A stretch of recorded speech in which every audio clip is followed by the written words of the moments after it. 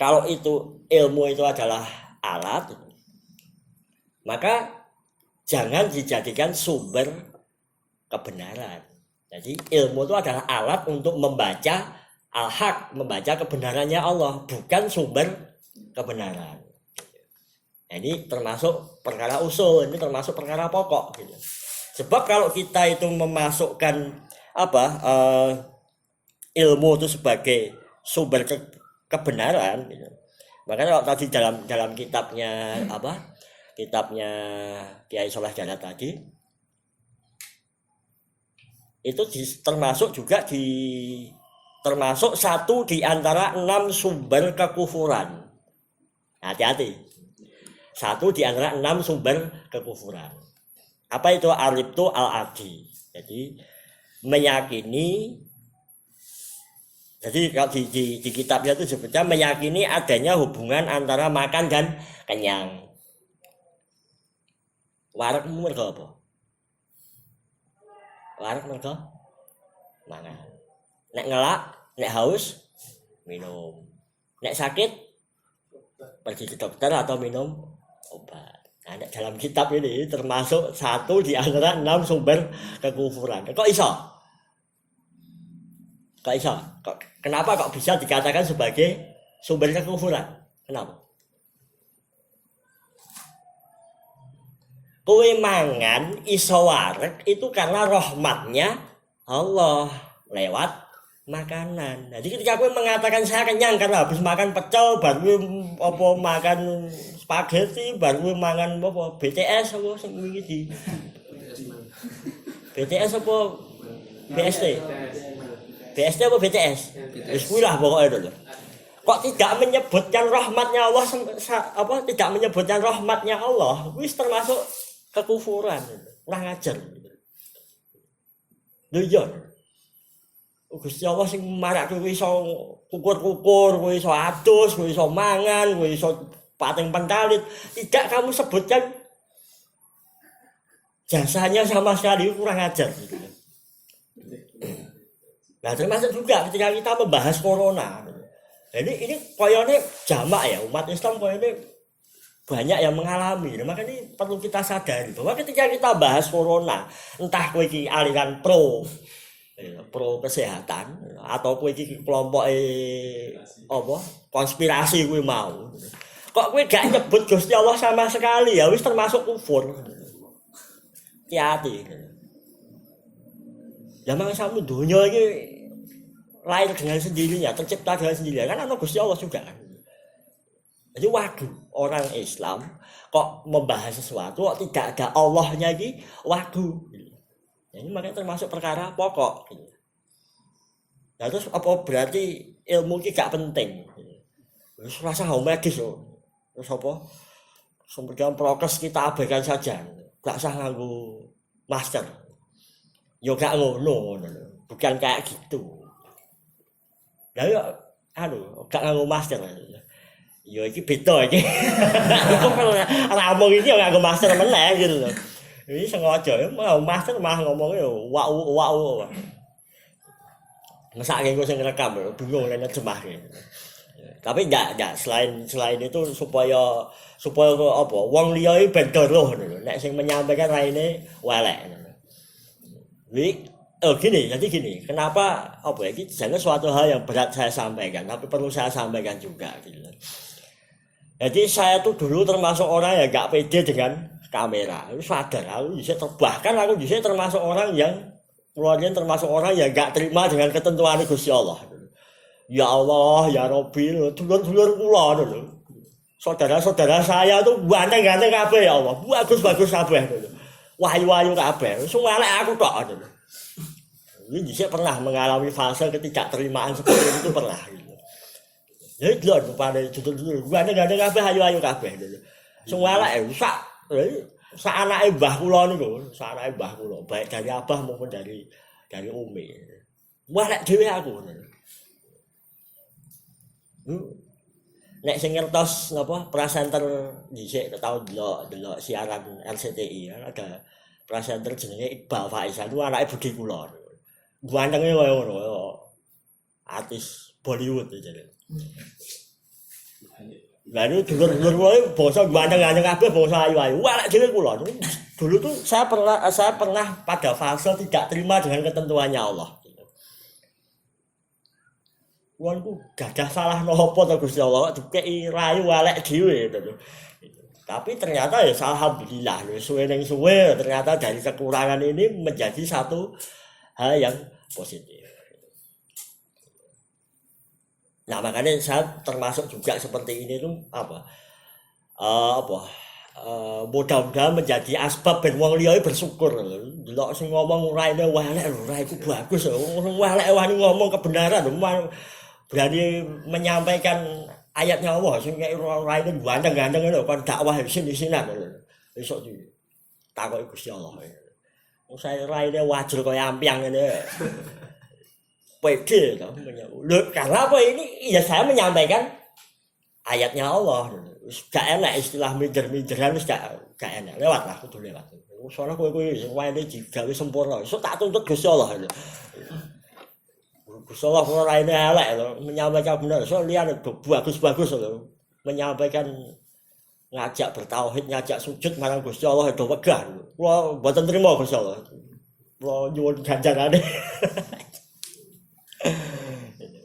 Gitu ya. Jadi ilmu itu bukannya tidak penting, ilmu itu penting.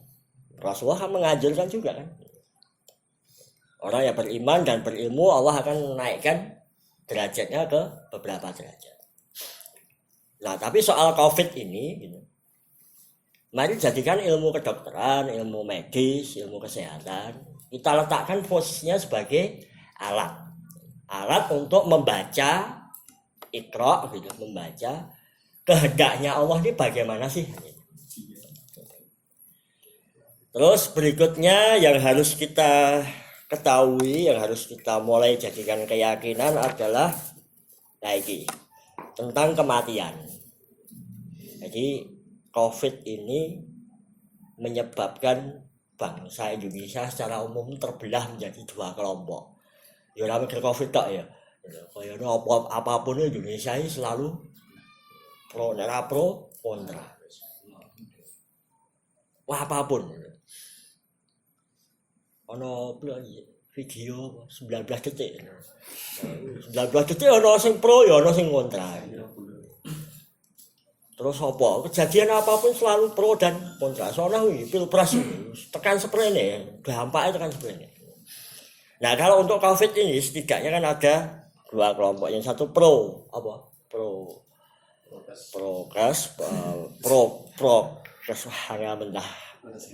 protokol kesehatan. Jadi pro yang ilmu medis, yang satunya pro ekonomi.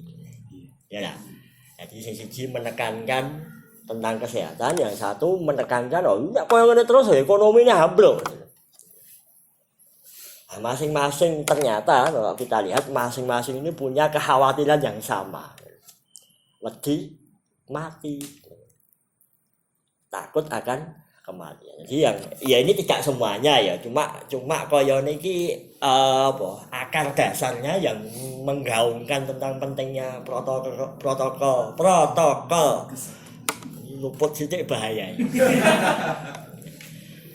Protokol kesehatan ini juga ujung-ujungnya masalah mengurangi angka kematian. Nanti kan argumentasi lah kowe ngrasakno dhewe belum merasakan bapakmu meninggal, ibumu meninggal, istrimu meninggal, anakmu meninggal. Nanti kalau kamu sudah merasakan akan tahu bahayanya kan itu. Nah, siji ya sing kelompok ekonomi. Lu ini kalau tidak segera dia tangani nanti perekonomian akan ambruk. Bangkrut, perusahaan akan gulung tikar, banyak karyawan yang akan dirumahkan, di PHK. Ujung-ujungnya juga takut mati juga kan gitu. Nek siji mati sek tenan, mati ilang nyawane. Yang satunya mati ekonominya. Ya siji mati jalur cepat, siji mati jalur rodok suwe lah ngono. Iki bus patas, iki bus ekonomi. Ini padha-padha itu mati kabeh. Takut kehilangan pekerjaannya. Ya takut kehilangan pekerjaan ujung-ujungnya ya masalah mangan, masalah amplok-amplok kan. Semplok-semploknya terhambat lah sesuai kelipuk kan. Jadi sisi jalur cepat, jalur tol lewat tol, sisi lewat gunung. Tapi ujung-ujungnya sama, ketakutan akan kematian. Dan ini memang manusiawi. Orang takut mati itu manusiawi. Nah, justru ini pentingnya informasi-informasi dari Tuhan. Informasi-informasi dari Kanjeng Nabi. Bagaimana sih menyikapi kematian? Iki dibuka, mulai disiapke. Ali Imran ayat 185. Coba Ali Imran 185. Terus coba Subhan. Alisa ayat 78.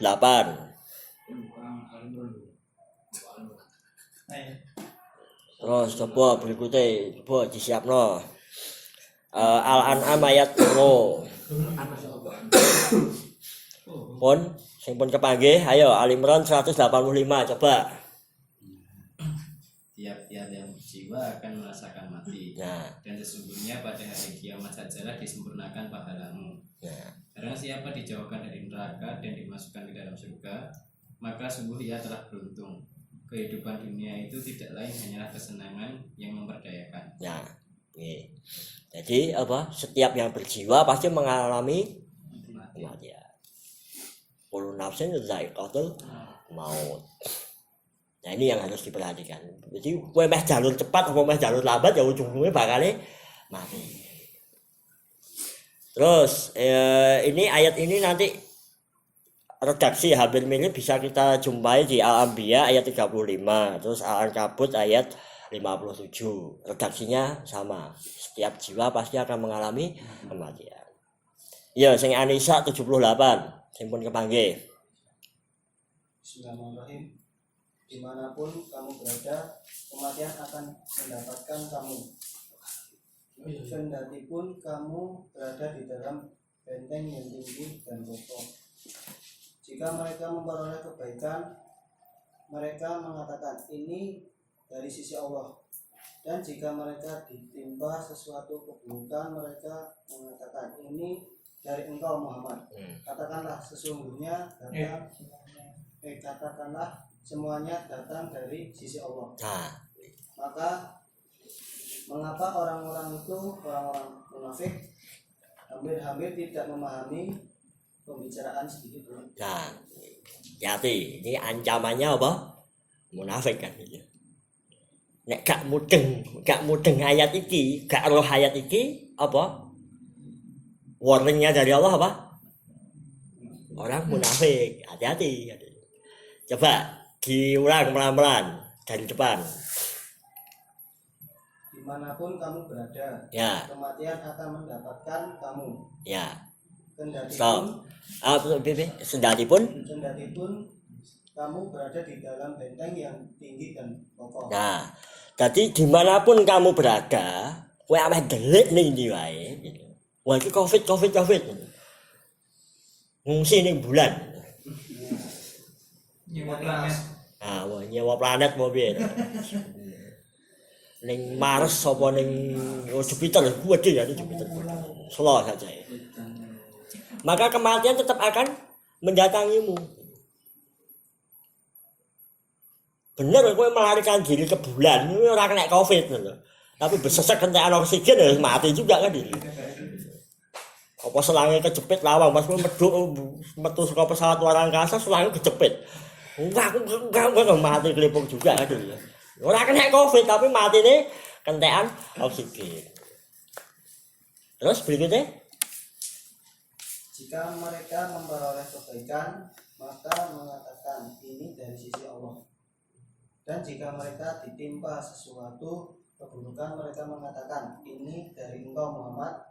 Katakanlah semuanya datang dari sisi Allah. Nah, katakanlah semua datangnya dari Allah. Khairihi wa syarihi minallah. Apa-apa sing apik, apa-apa sing elek itu datangnya dari Allah. Ketentuannya Allah. Terus?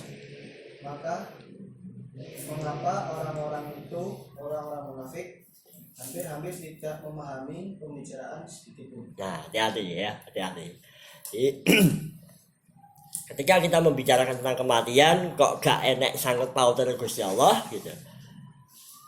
Apalagi mau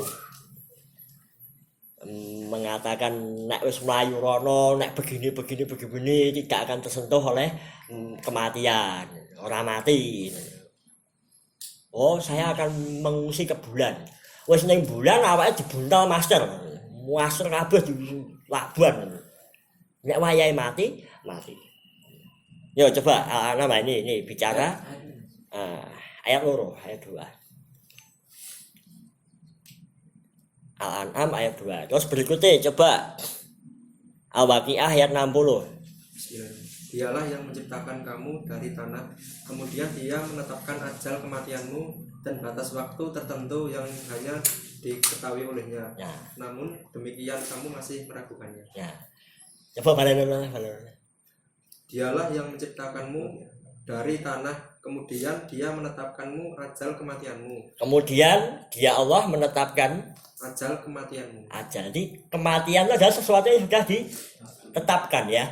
Kematian adalah sesuatu yang sudah ditetapkan. Terus Dan batas waktu tertentu. batas waktu tertentu. Nah, dia ada batasan nih. Nah, nanti di ayat berikutnya kita akan bisa melihat apakah nanti ketika kita melakukan prosedur tertentu itu akan bisa menyelamatkan dari kematian. Nanti ada informasinya. Coba. Yang hanya diketahui olehnya. Namun demikian kamu masih meragukannya. Nah, kebanyakan manusia masih meragukan. Karena apa? Karena jarang dibahas. Gitu.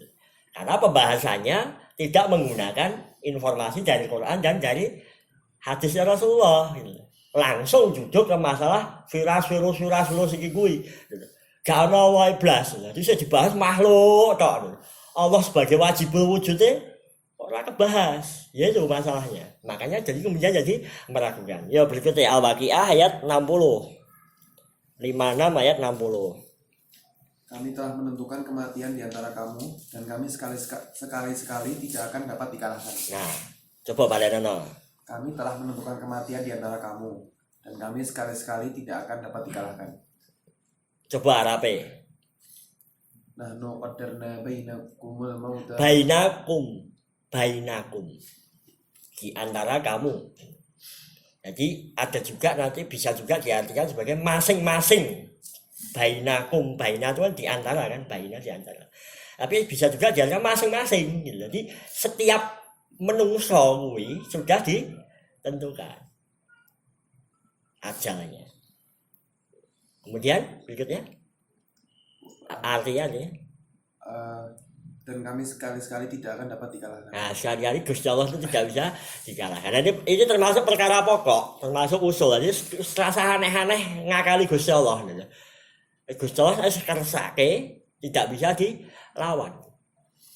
Ini termasuk perkara usul, termasuk perkara pokok yang wajib ain untuk kita ketahui. Berikutnya Munafikun 63 ayat 11. Ayatnya oke tentang kematian ini. Nek gak tahu dibahas ya lumrah nek kowe gak mudeng.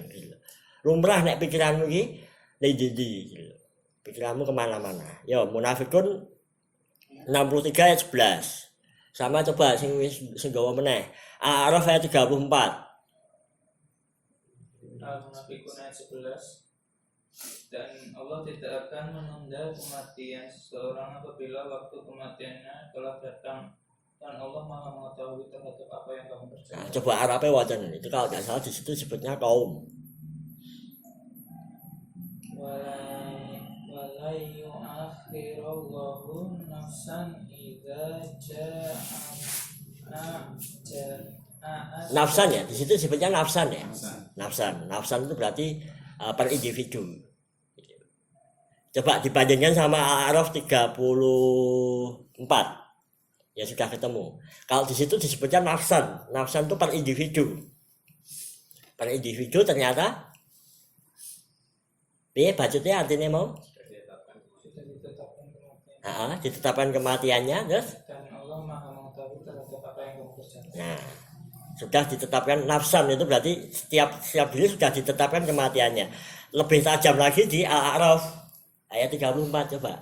Dan setiap umat mempunyai ajal batas waktu. Apabila ajalnya tiba, mereka tidak dapat meminta penundaan atau percepatan sesaat pun. Nah ini ini yang terpenting juga. Yang iki sing nek iki wis mbok cekel, kalau ini sudah kamu pegang, gitu, maka insya Allah permasalahan COVID nanti akan clear. Setidaknya di kepalamu, di mindsetmu itu sudah kecekel jawabannya. Coba monggo Mas dipun lawas mulai.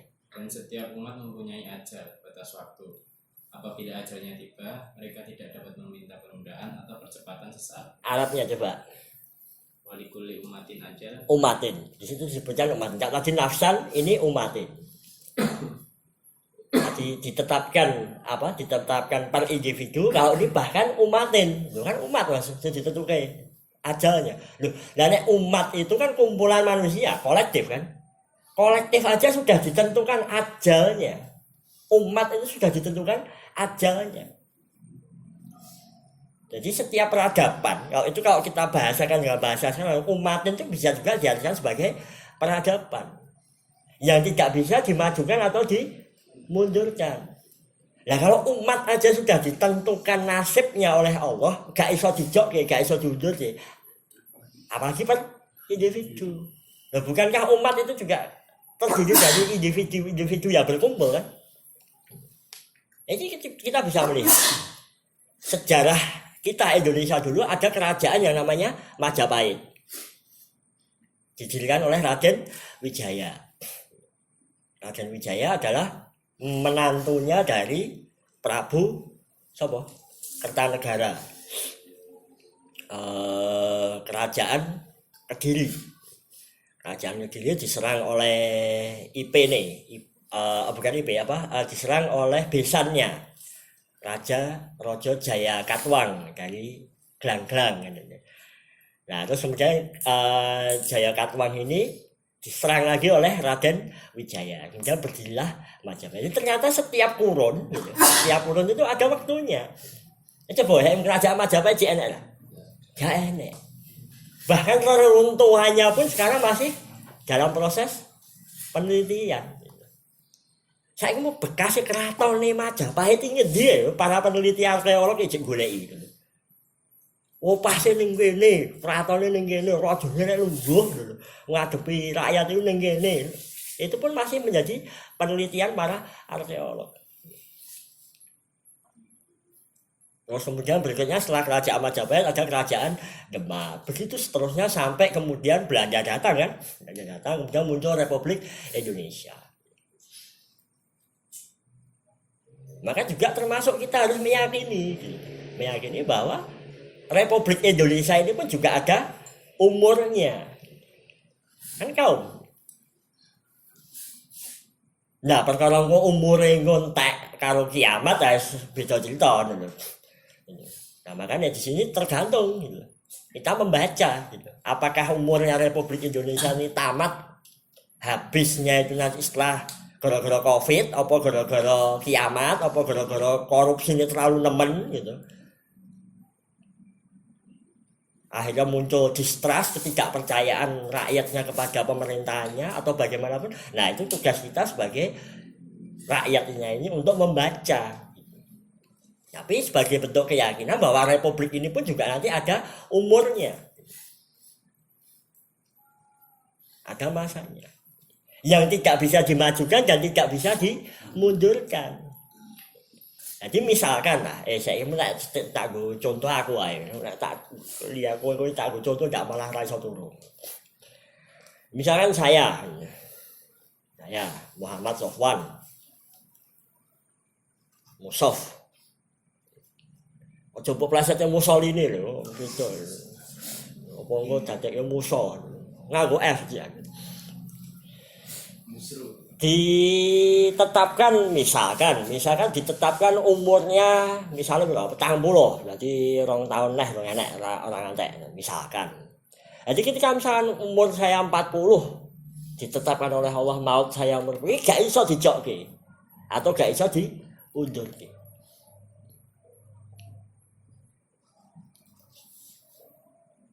Jadi ini apa namanya? Kalau orang sudah ditentukan ajalnya oleh Allah, meskipun diupakara kaya ngopo, wayahe ajal nggih, ajal. Tapi jika memang belum waktunya maut, seperti apapun sakitnya, maka dia tidak akan mati. Jadi contoh setahun yang lalu waktu gayang-gayangnya COVID ini sering kan saya sampaikan, daerah Mojosongo kan pernah ada kejadian seorang montir motor gitu. Pas waktu ngetes kendaraannya, terus apa? Kena senar layangan. Sampai kan apa ke kebeler itu bahasa Indonesia apa? Tersayat sampai walah aku gak kuat tahu lihat video itu sampai dan itu orangnya si montirnya itu sampai sempat turun dari motor dan melepaskan senarnya itu. Senarnya itu sempat dilepaskan dia sendiri. Tapi kan akhirnya meninggal juga. Jadi tersembelih oleh senarnya. Padahal di situ Mojosongo sedang zona merah. Jadi dari situ kita bisa mengambil pelajaran bahwa kalau memang sudah ajalnya nggak kena COVID, malaikat tidak kurang akal, malaikat tidak kurang coro, nggak kena COVID ini, senar aja lah. Makanya sudah wayai ajal, malaikat maut itu nggak butuh alasan, kena COVID apa ora. Kowe cek nom apa ora? Wah, masih punya rencana mau mendirikan perusahaan mebel. Gak urusan. Wayahmu balik. Walaupun kamu punya rencana besar ingin menyelamatkan Republik Indonesia dari gak urusan. Wayai maut ya, maut. Jadi kok dicetake meneh. Dicetak. Kowe meh nganggo prokes kaya ngopo? Apa ora gagas prokes kaya ngopo? Wayahe maut, gak iso dicokke, gak iso diundurke. Nah, ini juga nanti kasusnya sama kan ya, aja kepikiran pengen bunuh diri. Kasus-kasus wong bunuh diri kae, umpama gelem sabar. Ya pas dhek pengen gantung kuwi jame gantung apa jame apa bunuh diri ya sianida apa-apa. Wayahe mati, ya mati juga. Jadi mau gelem sabar sithik dinteni lah wis masang toali ya to. Toaline dicuwanyake lho. Kayak mengger didelok tok mati ora ya. Nek pas wayahe kuwi mati ya dia akan mati dengan cara yang lain. Tapi karena ketidaksabarannya dia akhirnya pilih gantung, pilih bunuh diri. Dan ini rentetan panjang gitu. Tidak hanya beberapa menit sebelum gantung aja, bisa jadi karena pertemanannya berjauh dengan orang-orang yang putus asa, bisa jadi lagu-lagu yang didengarkan lagu-lagu bangsa kayak gudir gudir bahasa Indonesia apa? Ager-ager empuk-empuk lho, mlinyu-mlinyu lho. Lagu-lagu sing marake kepengin bunuh diri lho. Makanya hati-hati. Lagu melo-melo lho. Apa contohnya apa? Selasa sebetulnya enggak kena pasal enggak. Pokoknya hati-hati untuk mendengarkan apa yang kamu dengarkan ini hati-hati. Jadi orang-orang yang melakukan bunuh diri itu ada rentetan panjang sebelumnya. Pergaulan, apa yang dia dengarkan, apa yang dia lihat, masa kecilnya bagaimana itu sangat berpengaruh. Nah makanya tak saran mulai sekarang carilah input yang positif. Masukkan sesuatu yang positif dalam kepalamu. Nek kowe gawe lagu sing positif. Walaupun nadane minor, nadane kotean kira-kira ora gawe lagu sing marak wong bersemangat lho. Walaupun nadane minor. Yes piye caramu lah. Gitu. Nah, kemudian ini yang terpenting. Coba Al-Kahfi ayat terakhir. Kematian iki jadi mati nih gitu.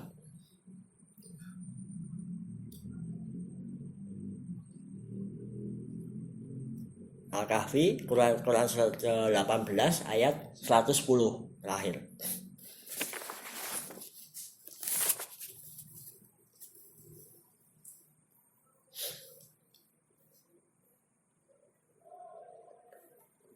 Monggo sing pun kepanggih.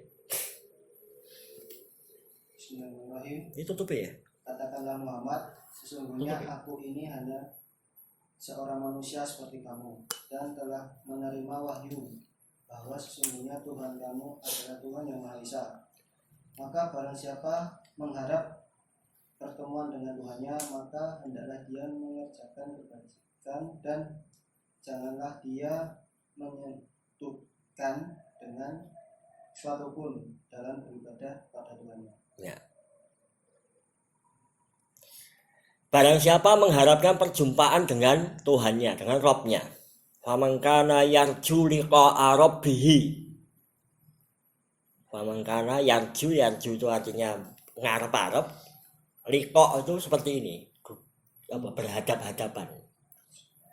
Rabbih. Terus berikutnya apa?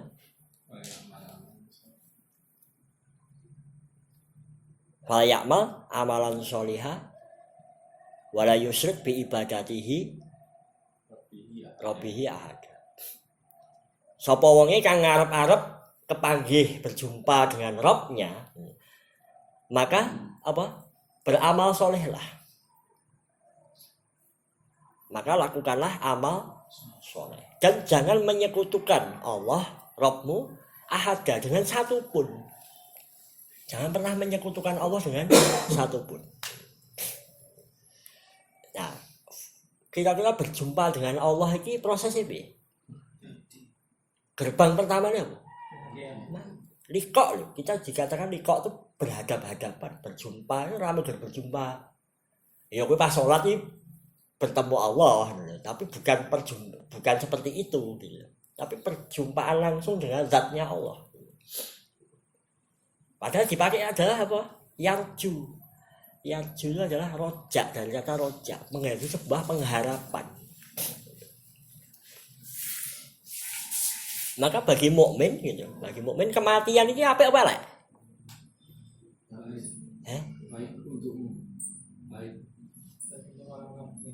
Kematian itu kira-kira momen kesedihan atau momen kebahagiaan kira-kira? Bagi mukmin kematian adalah momen kebahagiaan. Kaya wong tuamu seneng ndelok kowe lahir. Kowe lahir kira wong tuamu susah apa seneng? Wah, seragam lah gitu lho. Sudah tak tukok susu, dadak iki kuwi. Seneng. Ya walaupun sak melarat-melarat wong tuamu, weruh bayine lahir iki suweneng. Nah, maka kesenangan yang sama itu seharusnya bagi mukmin adalah ketika kematiannya. Karena apa? Berjumpa dengan Robnya. Maka pernah ini masyhur ya, kisahnya ini masyhur. Jadi Nabi Ibrahim alaihi salam itu julukannya adalah apa? Khalilullah, kekasihnya Allah. Ketika malaikat maut mendatangi beliau dalam wujud manusia, ya Khalilullah, wahai Nabi Ibrahim, ditanya, siapa engkau? Aku adalah malaikat maut yang ditugaskan untuk mengambil rohmu. Nabi Ibrahim jawab, apa enek? Masa iya kekasih kok meminta kematian dari orang yang dikasihinya? Bingung malaikatnya. Benar juga man. Malaikatnya balik itu, menghadap pada Allah. Ya Allah, hambamu itu bicara gitu. Masa ada seorang kekasih kok pengen mundut, pengen minta kematian kekasihnya? Jawabannya Allah gimana? Masa iya seorang kekasih tidak kepingin berjumpa dengan kekasihnya? Tetap argumentasinya Allah itu cerdas. Akhirnya malaikat maut balik disampaikan, oh iya ya. Kan cara ini sayang sama Gusti Allah, ingin mencintai Allah. Maka omong kosong seorang mukmin sholat lillahi ta'ala, inna sholati wa nusuki lillahi rabbil alamin, mati kok keweden. Wih bullshit ya, omong kosong. Lah kok iki sholat itu dienggo sapa?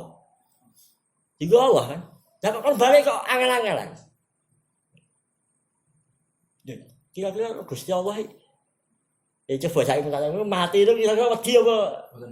Wis jas ora wedi mati. Top. Loh, kematian itu adalah perjumpaan dengan Robnya. Wis simpelnya ngene lah, nek cek keweden apa-apa, cek keweden apa. Kira-kira iki di bojo iki. Kuwi keloran karo bojomu seneng apa susah? Enggak. Itulah kenapa. Saya sering ketemu orang. Ayo Mas, dalane saiki anu lho, wadet ya. Mergane apa? Jumlah kendaraan lho. Wadet saya gampang lho, mboten Pak. Mboten. Soalnya apa? Penduduknya tambah kathah, penduduknya tambah banyak. Soalnya apa? Proses reproduksi ini menyenangkan. Coba proses reproduksi itu kayak wong wedok nglairke ya, punah menungso jane. Iki coba misalnya proses reproduksi. Iki sing iso mudeng dhek lho, liyane bayangke tok. Wis tak belakang iki termasuk apa? Sex education ya, termasuk pendidikan seks. Jadi yang namanya suami istri itu kalau berhubungan itu menyenangkan. Coba kalau misalnya prosesnya itu susah kayak wong nglairke gitu. Jadi berhubungan suami istri itu menderita kayak orang melahirkan, punah menungso. Jadi proses padatnya penduduk Indonesia ini, jalanan padat itu kan apa? Salah satunya rahmatnya Allah memang menciptakan berhubungan seksual itu menyenangkan. Lah nek kowe berhubungan seksual itu menyenangkan. Makanya bayangin tok ya. Lagi berimajinasi. Ini wis mulai merasakan ya misalnya. Merasakan intronya gitu. Pas ini kamar mandi nekai.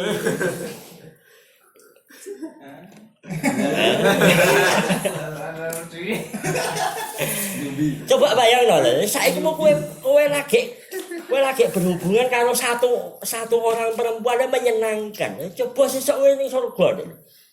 Berhubungan dengan 70 orang perempuan. Wayu-wayu kabeh. Wayu-wayu kabeh. Siji lan entek 70 ngono.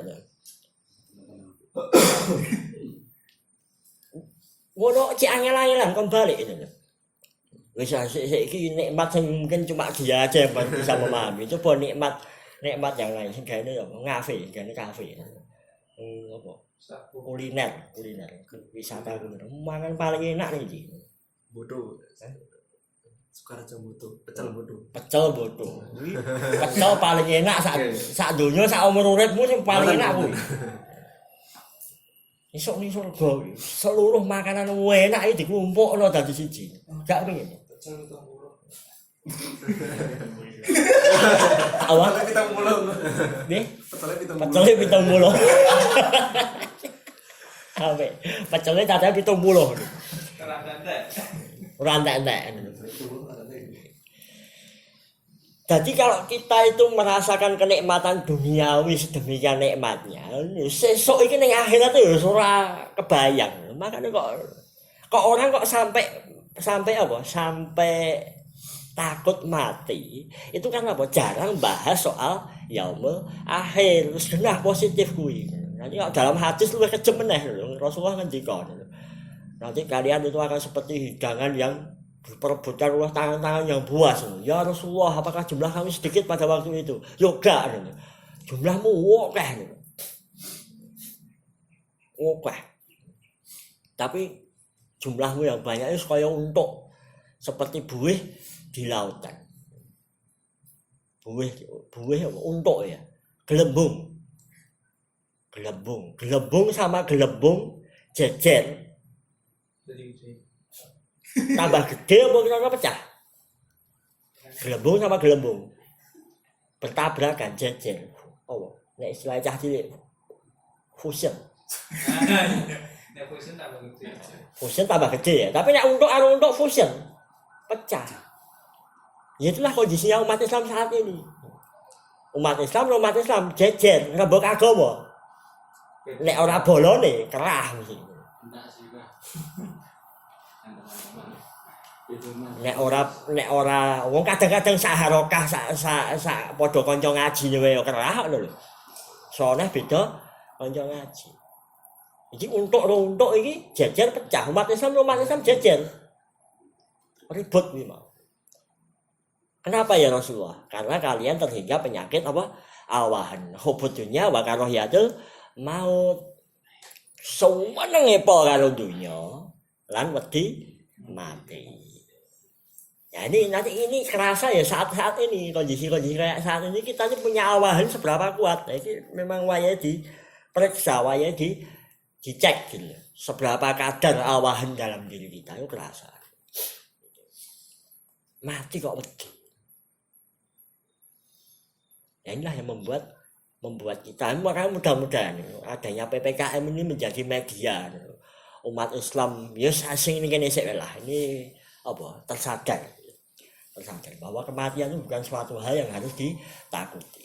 Bahkan menurut ayat ini, menurut apa tadi Al-Kahfi ayat 110 tadi, kematian itu diharap-harap, kematian itu diharapkan, tapi tidak boleh diminta. Kematian yang baik maksudnya husnul khotimah itu adalah suatu cita-cita, tapi tidak boleh diminta. Nah baru nanti kita bisa tadi pola pikir ya, tadi mindsetnya kita tata demikian. Nah sekarang pola sikapnya. Terus sikapnya kudu piye? Sikapnya yang pertama, yang paling awal nyambung obrolan kita yang kemarin, diskusi kita yang kemarin, Al-Zariyat ayat 56. Wa ma khalaqtul jinna wal insa illa liya'budun. Tidak kuciptakan jin dan manusia kecuali untuk beribadah, melayani Allah. Maka sikap kita menghadapi wabah ini bagaimana? Menghadapi PPKM ini seperti apa? Ya yuk jadi hambanya Allah dulu. Kita ini abdinya Allah. Diperintahkan untuk mengabdi kepada Allah. Diperintahkan untuk melayani Allah. Maka jadilah seperti pelayan. Jenenge abdi, jenenge hamba, jenenge kacung, jenenge babu. Ini dikei perintah lebih kira-kira. Jadi gini, kita ini kan hambanya Allah, abdinya Allah. Bosnya siapa? Allah. Donornya siapa? Allah. Tadi kita kembalikan. Virus ini ciptaannya siapa? Allah. Wabah ini kehendaknya siapa? Allah. Kita itu sebagai abdi yang baik, sebagai hamba yang baik, terima apa? Gersulah. Ameh terima apa ameh gersulah? Mau menerima atau mengeluh? Menerima. Maka sikap pertama adalah apa? Qanaah sik, tampa sik wae. Kahanan iki ditampa sik. Kita terima dulu. Itu abdi yang benar, abdi yang baik. Babu sing apik ya sing iso nampa kasunyatan. Terima dulu aja. Lah kok piye bisnisku? Lah kok ngene wis to sing tenang.